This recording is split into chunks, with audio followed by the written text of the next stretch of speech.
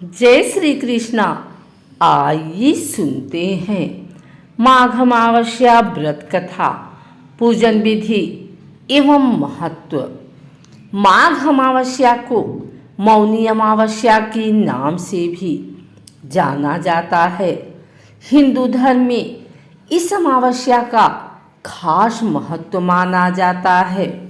इस दिन मौन रहकर पवित्र नदी या कुंड में स्नान करने से मनचाही मुराद पूरी हो जाती है। यदि आपके आसपास नदी या कुंड नहीं है तो घर पर ही नहाने के पानी में थोड़ा सा गंगा जल मिलाकर स्नान कर लें। ऐसा करने से भी पुण्य की प्राप्ति हो जाएगी। मौनी अमावस्या की पूजा विधि, मंत्र, मुहूर्त और कथा आइए सुनते हैं। मौनी अमावस्या के दिन प्रातः काल उठकर नदी, सरोवर या फिर किसी पवित्र कुंड में स्नान करें। स्नान करने तक मौन व्रत धारण करें। स्नान करने के बाद सूर्य देव को अर्घ्य दें। फिर व्रत रखने का संकल्प लें और कोशिश करें कि इस दिन मौन रहें। जरूरतमंद और भूखों को भोजन कराएं। गरीबों को वस्त्र, तिल, आंवला, कंबल, पलंग का दान करें। इस दिन गौदान, स्वर्ण दान और भूमि दान का भी विशेष महत्व माना जाता है।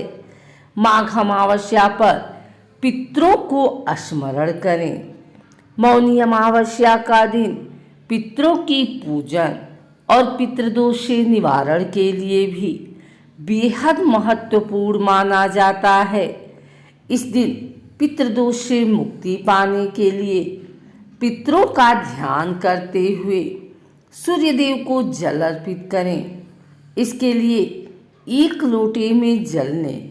इसके बाद उसमें लाल फूल डालें और साथ ही काले तिल भी मिला लें।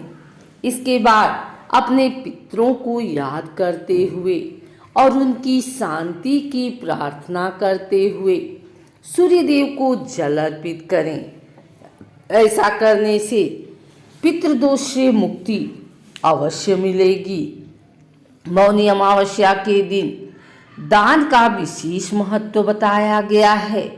ऐसे में इस दिन तिल के लड्डू, तिल का तेल या तिल, आंवला, कंबल, वस्त्र इत्यादि चीजें किसी जरूरतमंद व्यक्ति को जरूर दान करें। माघ मौनी अमावस्या तिथि 21 जनवरी 2023 को है। मौनी अमावस्या पर स्नान के समय मंत्र पवित्र जल में स्नान करते समय इस मंत्र का जाप करें। गंगा च यमुना चैव गोदावरी सरस्वती नर्मदे सिंधु कावेरी जलेस्मिन् सन्निधिं कुरु। आइए सुनते हैं माघ अमावस्या या मौनी अमावस्या व्रत कथा। एक समय की बात है, कांचीपुरी नगर में एक ब्राह्मण अपने परिवार के साथ रहता था। ब्राह्मण की पत्नी का नाम धनपति, एक पुत्री गुणवती थी। इसके अलावा उसके 7 बेटे भी थे। ब्राह्मण ने अपने सभी पुत्रों का विवाह बड़ी धूमधाम से किया और फिर अपनी पुत्री गुणवती के लिए योग्य वर की तलाश करने लगा। उसने अपने बड़े बेटे को अपनी पुत्री के लिए वर खोजने के लिए नगर से बाहर भेजा। इस बीच उसने अपनी पुत्री गुणवती की कुंडली एक ज्योतिषी को दिखाई।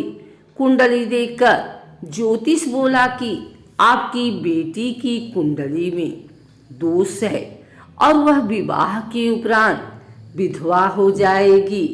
यह सुनकर ब्राह्मण दुखी हो गया और ज्योतिष से इसका निवारण पूछा। ब्राह्मण ने कुछ देर विचार करने के बाद अपनी अंतर्दृष्टि से ध्यान करके बताया कि कुछ दूरी पर एक गांव में सोना नाम की धोबिन जात की एक महिला अपने बेटे और बहू के साथ रहती है, जो बहुत ही आचार विचार और संस्कार संपन्न तथा पति परायण है। यदि यह कन्या उसकी सेवा करे और वह महिला इसकी शादी में अपने मांग का सिंदूर लगा दे, उसके बाद इस कन्या का विवाह हो तो जाएगा और उसके साथ वैधव्य योग भी मिट सकता है। साधु ने यह भी बताया कि वह महिला कहीं आती जाती नहीं है। यह बात सुनकर ब्राह्मणी ने अपनी बेटी से धोबिन की सेवा करने की बात कही। अगले दिन कन्या प्रातःकाल ही उठकर सोना धोबिन के घर जाकर साफ सफाई और अन्य सारे काम करके घर वापस आ जाती थी। एक दिन सोना धोबिन अपनी बहू से पूछती है कि तुम तो सुबह ही उठकर सारे काम कर लेती हो और पता भी नहीं चलता। बहू ने कहा, माँ जी, मैंने तो सोचा कि आप ही सुबह उठकर सारे काम खुद ही खत्म कर लेती हैं। मैं तो देर से उठती हूँ। इस पर दोनों सास बहू निगरानी करने लगी कि कौन है जो सुबह ही घर का सारा काम करके चला जाता है। कई दिनों के बाद धोबिन ने देखा कि ये कन्या मुंह अधेरे घर में आती है और सारे काम करने के बाद चली जाती है। जब वह जाने लगी तो सोना धोबिन उसके पैरों पर गिर पड़ी। पूछने लगी कि आप कौन हैं और इस तरह छुपकर मेरे घर की चाकरी क्यों करती हैं। तब कन्या ने साधु द्वारा कही गई सारी बात बताई। सोना धोबिन पति परायण थी, उसमें तेज था। वह तैयार हो गए। सोना धोबिन के पति थोड़ा अस्वस्थ थे। उसने अपनी बहू से अपने लौट आने तक घर पर ही रहने को कहा। सोना धोबिन ने जैसे ही अपने मांग का सिंदूर उस कन्या की मांग में लगाया, उसका पति मर गया। उसे इस बात का पता चल गया। वह घर से निराजल ही चली थी, यह सोचकर कि रास्ते में कहीं पीपल का पेड़ मिलेगा तो उसे भौरी देकर और उसकी परिक्रमा करके ही जल ग्रहण करेगी। उस दिन अमावस्या थी। ब्राह्मण के घर मिले हुए पुए पकवान की जगह उसने ईंट के टुकड़ों से 108 बार भौरी देकर 108 बार पीपल के पेड़ की परिक्रमा की और उसके बाद जल ग्रहण किया। ऐसा करते ही उसके पति के मुर्दा शरीर में वापस जान आ गई। धोबिन का पति वापस जीवित हो उठा। इसलिए अमावस्या के दिन से शुरू करके जो व्यक्ति हर अमावस्या के दिन भौरी देता है, उसके सुख और सौभाग्य की वृद्धि होती है। पीपल के पेड़ में सभी देवों का वास होता है।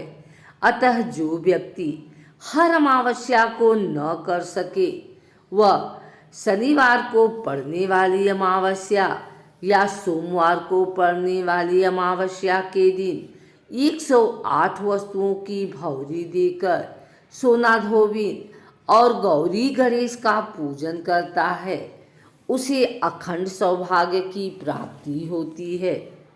ऐसी प्रचलित परंपरा है कि पहली अमावस्या के दिन धान, पान, हल्दी, सिंदूर और सुपारी की भौरी दी जाती है। उसके बाद की अमावस्या को अपने सामर्थ्य के हिसाब से फल, मिठाई, सुहाग सामग्री, खाने की सामग्री इत्यादि की भौरी दी जाती है और फिर भौरी पर चढ़ाया गया सामान किसी सुपात्र ब्राह्मण, ननद, या भांजे को दिया जा सकता है।